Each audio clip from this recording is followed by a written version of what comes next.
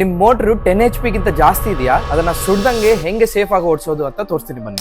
Higher HP motor ಅನ್ನು safe ಆಗಿ ಓಡಿಸೋದು ಅಷ್ಟು ಸುಲಭ ಅಲ್ಲ. ನಾರ್ಮಲ್ ಸ್ಟಾರ್ಟರ್ ಗಳು 8 HP ವರೆಗೂ ಆರಾಮಾಗಿ ಕೆಲಸ ಮಾಡುತ್ತೆ. ಆದ್ರೆ ಹೈಯರ್ HP ಹೋಗ್ತಾ ಹೋಗ್ತಾ ಅಷ್ಟು ಪರ್ಫೆಕ್ಟ್ ಆಗಿ ಅದು ಕೆಲಸ ಮಾಡಲ್ಲ. ಹೈಯರ್ HP ಮೋಟರ್ ಗಳು ಜಾಸ್ತಿ ಪವರ್ ನ ಎಳ್ಕೊಳ್ಳುತ್ತೆ. ಜಾಸ್ತಿ ಪವರ್ ಎಳ್ಕೊಳ್ಳಿದಾಗ ಹೀಟ್ ಜಾಸ್ತಿ ಆಗುತ್ತೆ. ಹೀಟ್ ಜಾಸ್ತಿ ಆದಾಗ ಸ್ಟಾರ್ಟರ್ ಅಲ್ಲಿ ಇರೋ ಪ್ರತಿ ಕಾಂಪೊನೆಂಟ್, ಪ್ರತಿ ವೈರು, ಪ್ರತಿ ಸ್ಪೇರ್ ಪಾರ್ಟ್ ಒಳ್ಳೆ ಕ್ವಾಲಿಟಿದಾಗಿರ್ಬೇಕಾಗುತ್ತೆ. ಇಲ್ಲಿ ವೈರಿಂಗ್ ನ ನೋಡಿ, ವೈರ್ ಥಿಕ್ನೆಸ್ ನ ನೋಡಿ, ಮತ್ತೆ ಕಾಂಪೊನೆಂಟ್ಸ್ ಮಧ್ಯದಲ್ಲಿರೋ ಸ್ಪೇಸಿಂಗ್ ನ ನೋಡಿ. ಸರಿಯಾಗಿ ಮಾಡಿರೋ ವೈರಿಂಗು ಮತ್ತೆ ಸ್ಪೇಸಿಂಗು ಹೀಟ್ ಕಮ್ಮಿ ಮಾಡುತ್ತೆ ಮತ್ತೆ ನಿಮ್ ಕಾಂಪೊನೆಂಟ್ಸ್ ಗೆ ಬಾಳಿಕೆ ಜಾಸ್ತಿ ಬರುತ್ತೆ. ಇನ್ನೊಂದೇನಂದ್ರೆ ಪ್ರತಿ ಮೋಟರ್ಗೂನು ಸೇಮ್ ಸ್ಟಾರ್ ಡೆಲ್ಟಾ ಡಿಲೇ ನ ಇಡಬಾರ್ದು. ಅದಕ್ಕೆ ಬಿಟಿಕೋ ಸ್ಟಾರ್ಟರ್ ಅಲ್ಲಿ ಸ್ಟಾರ್ ಡೆಲ್ಟಾ ಡಿಲೇ ಅನ್ನೋದು ನೀವೇ ಸೆಟ್ ಮಾಡ್ಕೋಬಹುದು. ಇದೊಂದು ಸಣ್ಣ ಫೀಚರ್ ಅನ್ಸ್ಬೋದು, ಆದ್ರೆ ದೊಡ್ಡ ಕೆಲಸ ಮಾಡುತ್ತೆ. ಇನ್ನೊಂದೇನಂದ್ರೆ ಕನೆಕ್ಷನ್ಸ್ ಲೂಸ್ ಆಗಿದ್ರೆ ಹೀಟ್ ಜಾಸ್ತಿ ಆಗುತ್ತೆ. ಅದಕ್ಕೆ ಬಿಟಿಕೋ ಸ್ಟಾರ್ಟರ್ಸ್ ಅಲ್ಲಿ ಒಳ್ಳೆ ಕ್ವಾಲಿಟಿ ಕನೆಕ್ಟರ್ಸ್ ನ ನಾವು ಯೂಸ್ ಮಾಡ್ತೀವಿ. ಬೇಕಾದ ಕಡೆ ಪ್ರಾಪರ್ಲಿ ಐದರ್ 1 ವೇ ಕನೆಕ್ಟರ್ ನ ಅಥವಾ 3 ವೇ ಕನೆಕ್ಟರ್ ನ ಯೂಸ್ ಮಾಡ್ತೀವಿ. ಈ ತರ ಸಣ್ಣ ಸಣ್ಣ ಡೀಟೇಲ್ಸ್ ಗಳು ನಿಮ್ ಸ್ಟಾರ್ಟರ್ ಗೆ ಹೆಚ್ಚು ಬಾಳಿಕೆ ಬರೋ ತರ ಮಾಡುತ್ತೆ. ಬಾಕ್ಸ್ ಇಂದ, ವೈರಿಂಗ್ ಇಂದ, ಕಾಂಟ್ಯಾಕ್ಟರ್ ಇಂದ, ಕನೆಕ್ಟರ್ ಇಂದ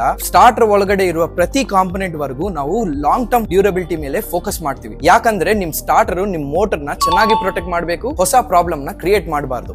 ಅದಕ್ಕೆ ಬಿಟಿಕೋ ಅಂದ್ರೆ ಬರೀ ಮೋಟರ್ ಆನ್ ಮಾಡೋ ಸ್ಟಾರ್ಟರ್ ಅಲ್ಲ, ನಿಮ್ ಮೋಟರ್ ಸೇಫ್ ಆಗಿ ಓಡೋದಕ್ಕೆ ಏನೇನ್ ಪ್ರೊಟೆಕ್ಷನ್ ಫೀಚರ್ಸ್ ಬೇಕೋ ಎಲ್ಲ ಕೊಡೋ ಅಂತ ಸ್ಟಾರ್ಟರ್. ಯಾಕಂದ್ರೆ ಮೋಟರ್ ಡ್ಯಾಮೇಜ್ ಆದ್ಮೇಲೆ ರಿಪೇರ್ ಮಾಡೋದಕ್ಕಿಂತ ಡ್ಯಾಮೇಜ್ ಆಗ್ದಂಗೆ ಇರೋದು ಯಾವಾಗ್ಲೂ ಒಳ್ಳೇದು. ಮೋಟರ್ ಅಂದ್ರೆ ಒಂದು ಇನ್ವೆಸ್ಟ್ಮೆಂಟ್. ಆ ಇನ್ವೆಸ್ಟ್ಮೆಂಟ್ ನ ಸೇಫ್ ಆಗಿ ಪ್ರೊಟೆಕ್ಟ್ ಮಾಡೋ ಅಂತ ಸ್ಟಾರ್ಟರ್ ನ ಚೂಸ್ ಮಾಡ್ಕೊಳ್ಳಿ. ಬಿಟಿಕೋ ಹಾಕೊಳ್ಳಿ, ನಿಮ್ ಮೋಟರ್ ನ ಸೇಫ್ ಆಗಿ ಓಡಿಸಿ. ನಮಸ್ತೆ.